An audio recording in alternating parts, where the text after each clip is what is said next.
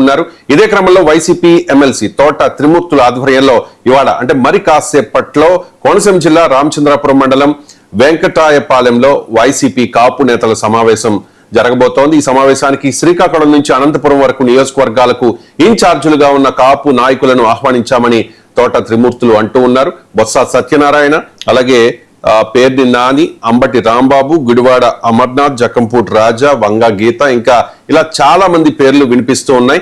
And Mudragada Padmanabham రావాల్సి ఉంది, but ఆయన ఆరోగ్యం బాగాలేని కారణంగా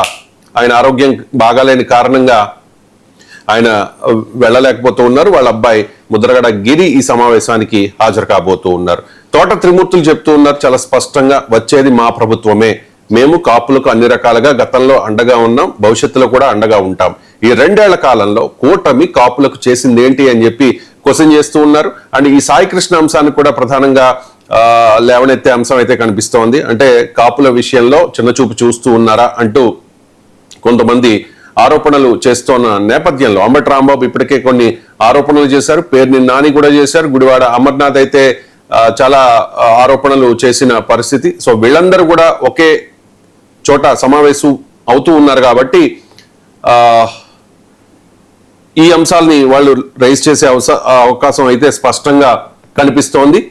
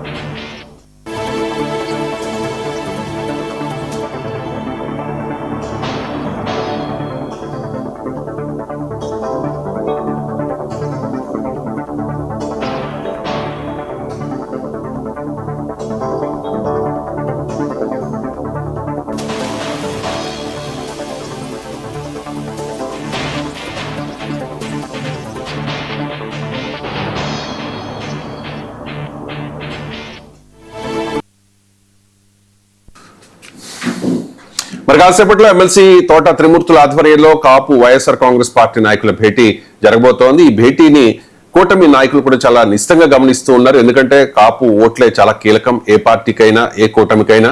సో మనం చూసాం 2019 ఎన్నికల్లో కాపులంతా వైసీపీకి సపోర్ట్ చేశారు కాబట్టి, అంతా ఇన్ ద సెన్స్ మెజారిటీ కాపులు వైసీపీకి సపోర్ట్ చేశారు కాబట్టి జగన్ అధికారంలోకి రాగలిగారు. ఆ తర్వాత 2024లో పవన్ కూటమిగా జట్టు కట్టారు కాబట్టి పవన్ మాట విని కాపులంతా కూడా కూటమికి సపోర్ట్ చేసిన పరిస్థితి కనిపిస్తోంది. ఈ 21 నియోజకవర్గాల్లో మాత్రమే కాదు, మొత్తం ఓవరాల్ గా కూటమి పోటీ చేసిన అన్ని స్థానాల్లో కూడా కాపులు కూటమి అభ్యర్థుల వైపు నిలిచిన పరిస్థితి కనిపిస్తోంది. సో మరి కాసేపట్లో ఈ సమావేశం స్టార్ట్ కాబోతోంది. ఈ సమావేశం మీద మనతో మాట్లాడడానికి నల్లం శ్రీనివాస్ ఫోన్ లైన్ లో కనెక్ట్ అయి ఉన్నారు, జనసేన నాయకులు. నల్లం శ్రీనివాస్ గారు నమస్కారం అండి.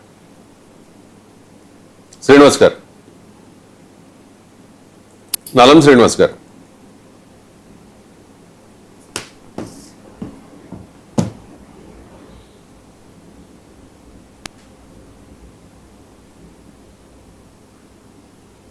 శ్రీనివాస్ గారు, నల్లం శ్రీనివాస్ గారు.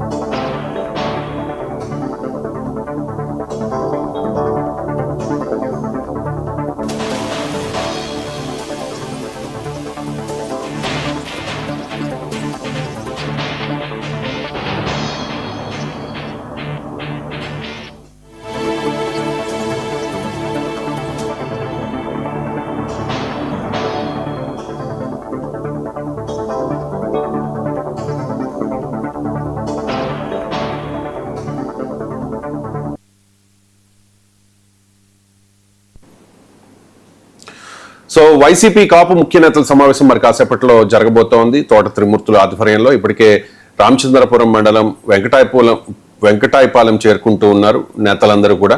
సో ఇవాళ మీటింగ్ లో ఎటువంటి నిర్ణయాలు తీసుకుంటారు, కాపుల ఓట్ల కోసం ఎటువంటి నిర్ణయాలు తీసుకుంటారు, అండ్ కూటమి ఈ 2 ఏళ్ల పాలనలో కాపులకు ఏం జరిగింది అనే విషయాన్ని ప్రముఖంగా క్వశ్చన్ చేయనున్నట్లుగా తెలుస్తోంది. అండ్ పవన్ కళ్యాణ్ అంశాన్ని కూడా వీళ్ళు రైజ్ చేసే అవకాశం కనిపిస్తోంది. అంటే పవన్ కుల ప్రస్తావన ఈ మధ్య కాలంలో చేస్తూ ఉన్నారు. అండ్ కులం విషయంలో నాకు అన్ని కులాలు కావాలని కూడా మాట్లాడుతూ ఉన్నారు. మరి కాపులు గతంలో పెద్దన్న పాత్ర వహించాలి అన్న పవన్ కళ్యాణ్ ఇప్పుడు ఎందుకు ఈ స్టాండ్ తీసుకున్నారు అనే దాని మీద కూడా కాపు నేతలు ఇప్పటికే ప్రశ్నించి ఉన్నారు. అండ్ సాయి కృష్ణ అంశాన్ని కూడా రైజ్ చేసే అవకాశం స్పష్టంగా కనిపిస్తోంది. ముద్రగడ పద్మనాభం ఈ భేటీకి హాజరు కావాల్సి ఉంది. అనారోగ్య కారణాల వల్ల ఆయన హైదరాబాద్ లో చికిత్స తీసుకుంటున్నారు కాబట్టి పద్మనాభం హాజరయ్యే అవకాశం లేదు. ముద్రగడ పద్మనాభం తరపున ముద్రగడ గిరి హాజరు కాబోతూ ఉన్నారు. జక్కంపూటి రాజా, దాడిశెట్టి రాజా, బొత్స సత్యనారాయణ, అంబటి రాంబాబు, పేర్ని నాని, అలాగే గుడివాడ అమర్నాథ్ అండ్ ఆ పార్టీలో ఉన్న ముఖ్య నాయకులు శ్రీకాకుళం జిల్లా నుంచి అనంతపురం జిల్లా వరకు ఎవరైతే ఇన్ఛార్జీలుగా ఉన్నారో, అంటే కాపు నాయకులు ఎవరైతే ఉన్నారో వాళ్ళందరినీ కూడా ఈ సమావేశానికి ఆహ్వానించారు. సో మరి కాసేపట్లో ఈ సమావేశం జరగబోతోంది. కూటమి చాలా నిశ్చితంగా గమనిస్తోంది. తోట త్రిమూర్తులు ఆధ్వర్యంలో జరగబోతోంది కాబట్టి ఎటువంటి నిర్ణయాలు తీసుకుంటారు, ఏ అంశాలని ప్రస్తావిస్తారు అని చెప్పేసి. సో కూటమి నుంచి జనసేన పార్టీ నుంచి ఆ పార్టీ నాయకుడు నల్లం శ్రీనివాస్ మనకి ఫోన్ లైన్ లో కనెక్ట్ అయి ఉన్నారు. నల్లం శ్రీనివాస్ గారు నమస్తే. నమస్తే అండి. సో ఇవాళ తోట త్రిమూర్తుల ఆధ్వర్యంలో ఒక భేటీ జరగబోతోంది. ఇప్పటికే క్వశ్చన్ చేస్తూ ఉన్నారు వైసీపీ కాపు నాయకులు, పవన్ కళ్యాణ్ క్వశ్చన్ చేస్తూ ఉన్నారు, కూటమి ప్రభుత్వ విధానాల్ని క్వశ్చన్ చేస్తూ ఉన్నారు. ఈ 2 ఏళ్ల కాలంలో కాపులకు ఏం జరగలేదు, మేము అధికారంలోకి వస్తాం, మరింత చేస్తాము అనేది వైసీపీ నాయకులు చెప్తున్నమాట. ఏమంటారు సార్? నమస్తే అండి. నమస్తే. 99 ప్రేక్షకులకు కూడా నమస్కారం సార్. ఈ రోజు ఏదైతే వైసీపీ కాపు నాయకులు మీటింగ్ పెట్టుకున్నారో, ఫస్ట్ ఆఫ్ ఆల్ వీళ్ళు చేయాల్సింది గతంలో అంటే వైఎస్ జగన్ రెడ్డి పాలనలో అసలు వీళ్ళ కాపులకి ఏం చేశారన్న దాని మీద శ్వేతపత్రం గాని, లేదంటే కాపులకి ఏ విధమైన అభివృద్ధి కార్యక్రమాలు చేశారన్న వివరాలు తెలియజేసిన తర్వాత ఈ మీటింగ్ పెట్టుకుంటే బాగుంటుందని మా అభిప్రాయం అండి. ఎందుకంటే గతంలో చంద్రబాబు నాయుడు గారు ఇచ్చిన 5% ఈడబ్ల్యూఎస్ రిజర్వేషన్ తీసేశారు. అలాగే కాపులకి ఇస్తానన్న 2,000 కోట్లు ఇవ్వలేదు. కాపు విద్యార్థులకు సంబంధించిన విదేశీ విద్యకు సంబంధించి ఒక్క విద్యార్థిని కూడా విదేశాలకు పంపలేకపోయారు.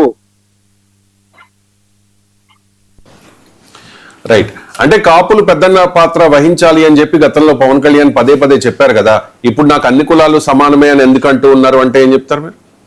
అన్ని కులాలు అవసరమే, అన్ని కులాల ఓట్లు ఒక కాపులు ఓట్లు వేస్తేనే గెలవదు ఏ పార్టీ ఏ కూటమైనా కూడా.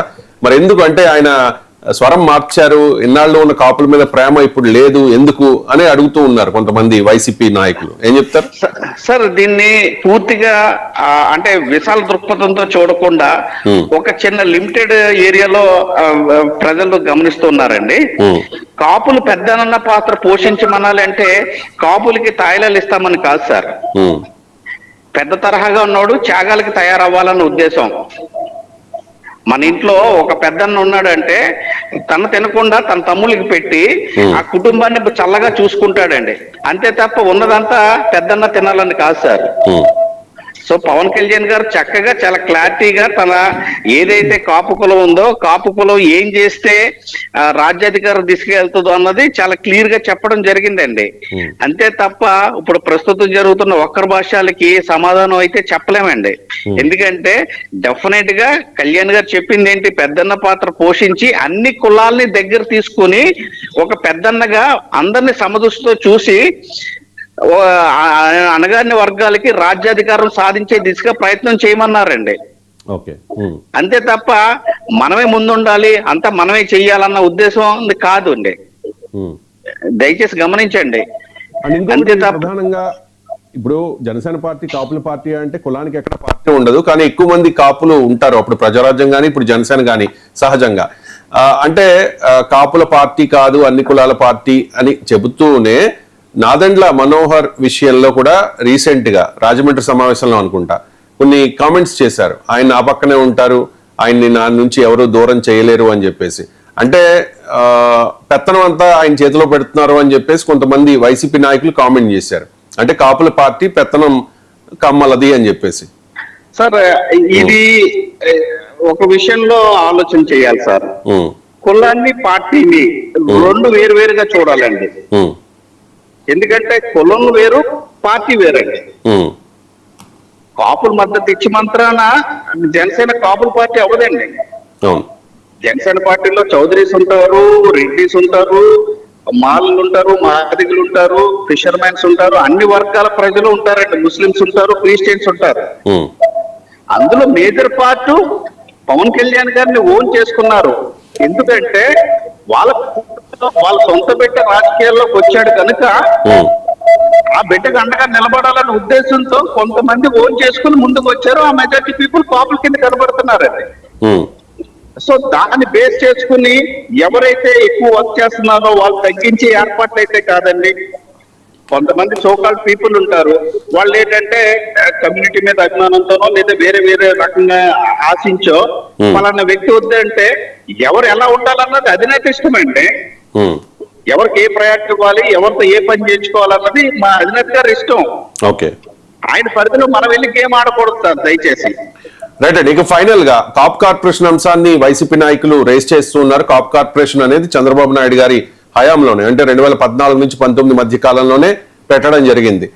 అప్పుడు ఏడాదికి 1000 కోట్లు అన్నారు. మరి ఎంత ఇచ్చారో మీరే చెప్పాలి. తక్కువ ఇచ్చారని వైసీపీ ఆరోపించింది అప్పుడు ఎన్నికలకు ముందు కూడా. మేము కాపుల్ని బీసీలో చేర్చము కానీ 2000 కోట్లు ఇస్తాము కాప్ కార్పొరేషన్ కి ప్రతి ఏటా అని చెప్పి జగన్ చెప్పారు. బట్ 2000 కోట్లు అయితే ఇవ్వలేదు అనేది అందరికీ తెలిసిన విషయం. మేము డీబీటీ ద్వారా కాపులకి ఎంతో చేశామని చెప్పారు. అందరికీ చేసేది కాపులకి చేశారు. కాపులు మెజారిటీ ఉంటారు కాబట్టి 20% అబౌవ్ ఖచ్చితంగా డీబీటీ ద్వారా వచ్చి ఉండవచ్చు. కానీ కాపు కార్పొరేషన్ ద్వారా ఇచ్చింది, కాపు యువతకు కానీ కాపు మహిళలకు కానీ ఇచ్చింది చెప్పాలంటే ఎవరు లెక్కలు చెప్పలేని పరిస్థితి. ఎందుకంటే ఇచ్చిన మాట నిలబెట్టుకోలేదు అప్పుడు చంద్రబాబు నాయుడు కానీ, ఇప్పుడు ఆ తర్వాత జగన్మోహన్ రెడ్డి కానీ. ఇప్పుడు కాప్ కార్పొరేషన్ రన్ అవుతోంది. దానికి చైర్మన్ గా కొత్తపల్లి సుబ్బారెడ్డి గారు నియమించారు. కానీ కాప్ కార్పొరేషన్ యాక్టివిటీ 2 ఏళ్లలో ఏం జరిగింది, కాప్ కార్పొరేషన్ ద్వారా కాపులకు ఏం చేశారు అనేది వైసీపీ రేస్ చేస్తున్న అంశం. మీరు ఏమైనా క్లారిటీ ఇవ్వగలుగుతారా? సార్ వాళ్ళు ప్రశ్నించే ముందు మేమేం చేయలేకపోయాం, మేము చేతగాని వాళ్ళం అని ఒప్పుకుంటే మమ్మల్ని ప్రశ్నించే అధికారం ఉంటదండి. ఇప్పుడు అలాగని చెప్పి మమ్మల్ని అడగద్దని చెప్పట్లేదండి. కాపులకి రావాల్సిన ఏదైతే షేర్ ఉందో ఆ షేర్ దామాషా ప్రకారంగా కూటమి ప్రభుత్వం ఇస్తుందండి. అది పర్టికులర్ గా కాపు కార్పొరేషన్ పేరుతో రాకపోవచ్చు కానీ దామాషా ప్రకారంగా కాపులకు రావాల్సిన బెనిఫిట్స్ అన్ని వస్తున్నాయి సార్. మేబీ పాపులేషన్ ఎక్కువగా ఉండటం వల్ల లబ్ధిదారులు ఎక్కువ ఉండొచ్చండి. దాంతోడు కాపుల్లో ఉన్న ఆర్థిక పరిస్థితులు కూడా దానికి యాడ్ అవుతున్నాయి. సో డెఫినెట్ గా ఇప్పుడుప్పుడే ప్రభుత్వం అధ్వాన పాలన నుంచి బయటపడి ఇప్పుడుప్పుడే ప్రభుత్వం గాడిలో పడుతుందండి. కాపుల యొక్క ఏదైతే సమస్యలు ఉన్నాయో అవన్నీ సామరస్యపూర్వకంగా అధినేత పవన్ కళ్యాణ్ గారి దృష్టిలోనే ఉన్నాయండి. అలాగే ముఖ్యమంత్రి శ్రీ నారా చంద్రబాబు గారి దృష్టిలో కూడా ఉన్నాయండి.